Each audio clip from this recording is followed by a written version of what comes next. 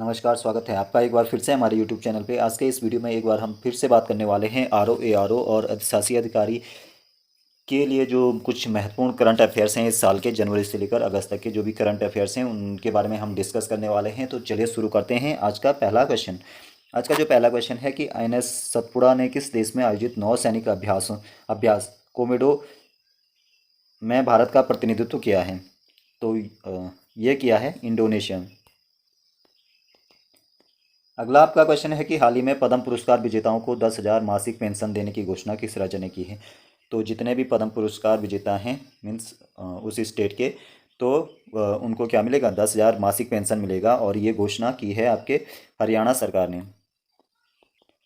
इसके अलावा हरियाणा सरकार ने उन पद्म पुरस्कार विजेताओं को वोल्वो बस में फ्री यात्रा की सुविधा भी प्रदान की जाएगी। अगला आपका क्वेश्चन है कि राइटर्स इंस्टीट्यूट की डिजिटल न्यूज़ रिपोर्ट 2023 के अनुसार भारत का सबसे अधिक विश्वसनीय मीडिया संगठन कौन सा है?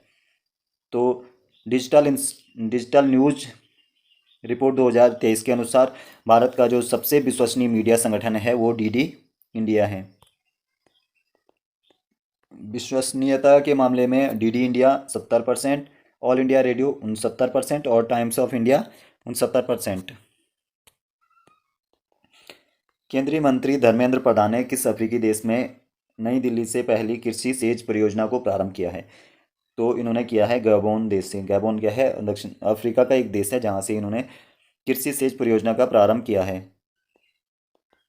इसके बाद अगला क्वेश्चन है आपका कि हाल ही में भारत की G20 की अध्यक्षता में 2 दिवसीय विज्ञान सम्मेलन का आयोजन कहाँ पे किया गया? तो जो 2 दिवसीय विज्ञान सम्मेलन का जो आयोजन किया गया ये भोपाल में किया गया है।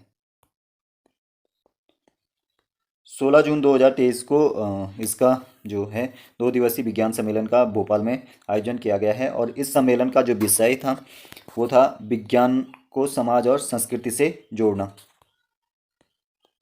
अगला आपका क्वेश्चन है कि हाल ही में साइलेंट वॉरकर परियोजना के तहत एक ही रॉकेट से 41 उपग्रहों को किस देश ने प्रक्षेपित किया है? तो एक ही उपग्रह से 41 उपग्रहों को प्रक्षेपित करने वाला देश कौन है? वो चाइना है। चाइना ने 15 जून 2023 को क्या करा? साइलेंट वॉकर परियोजना के तहत लॉन्ग मार्च 2D रॉकेट से उत्तरी चीन में ताइयुआन सैटेलाइट लॉन्च सेंटर से एक ही रॉकेट से 41 उपग्रहों को प्रक्षेपित किया है। इससे पहले उसने 26 उपग्रहों को प्रक्षेपित करने का अपना ही रिकॉर्ड तोड़ दिया है। अगला आपका क्वेश्चन है कि हाल ही में चेन्नई में आयोजित चौथे विश्व स्क्वैश चैंपियनशिप 2023 का विजेता टीम कौन सी रही है? तो जो चौथा विश्व स्क्वैश चैंपियनशिप 2023 है इसका जो विजेता रही है वो मिस्र रही है आपकी।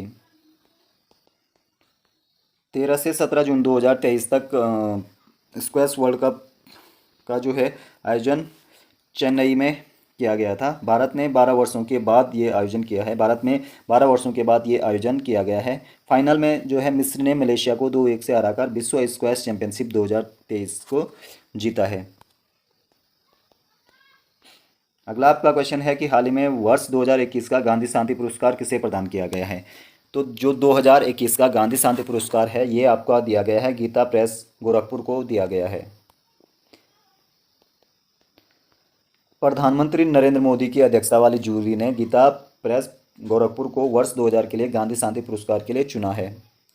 इसके बाद अगला आपका क्वेश्चन है हाल ही में सात्विक व चिराग की जोड़ी ने पहली बार कौन सा सुपर 1000 वर्ग का पुरुष डबल खिताब जीता है? तो ये इंडोनेशिया ओपन का खिताब इन्होंने जीता है।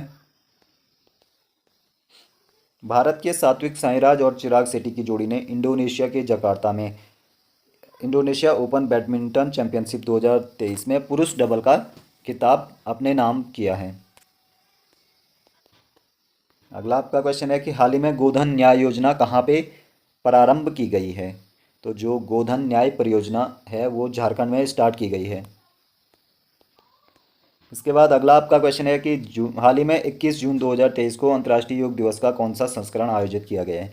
तो 21 जून 2023 को अंतर्राष्ट्रीय योग दिवस का 9वां संस्करण आयोजित किया गया है।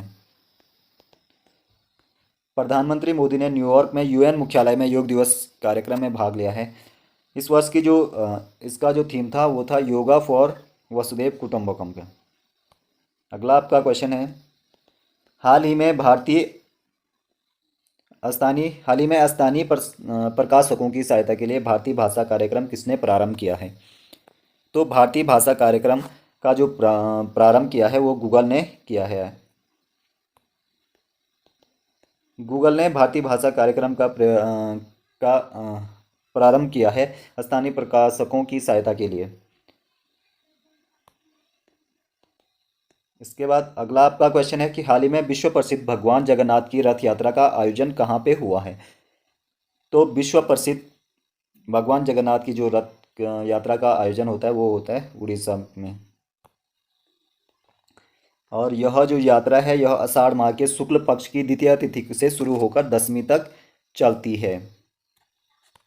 इसके बाद अगला आपका क्वेश्चन है, हाल ही में रॉ का नया प्रमुख किसे नियुक्त किया गया है? तो जो रॉ का जो प्रमुख नियुक्त किया गया है ये किया गया है रवि सिन्हा को।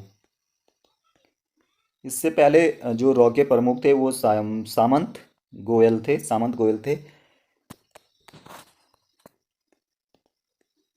अगला आपका क्वेश्चन है कि हाल ही में प्रतिष्ठित जर्मन बुक ट्रेड के शांति पुरस्कार 2023 के लिए किसे चुना गया है?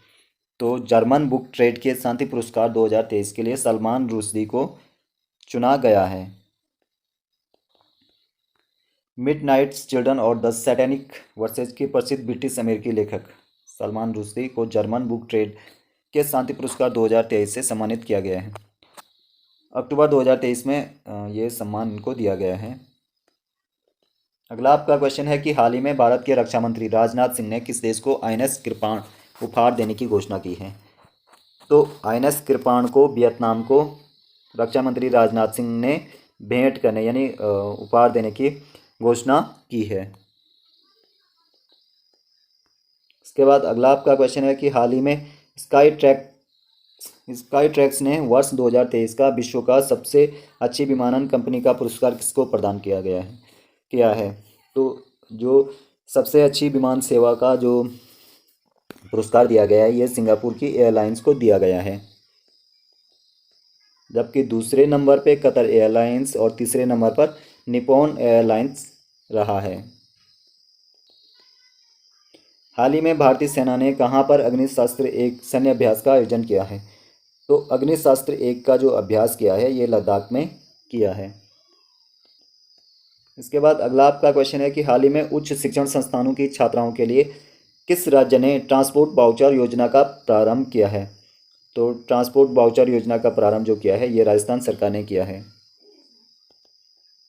अगला आपका क्वेश्चन है कि हाल ही में इकोनॉमिस्ट इंटेलिजेंस यूनिट की वैश्विक लिवेबिलिटी इंडेक्स में शीर्ष पे कौन सा शहर रहा है?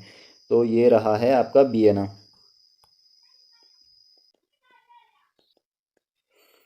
ऑस्ट्रिया की राजधानी वियना रहने के लिए विश्व का सबसे अच्छा शहर माना जाता है। दूसरे स्थान पर कोपेनहेगन और मेलबर्न है।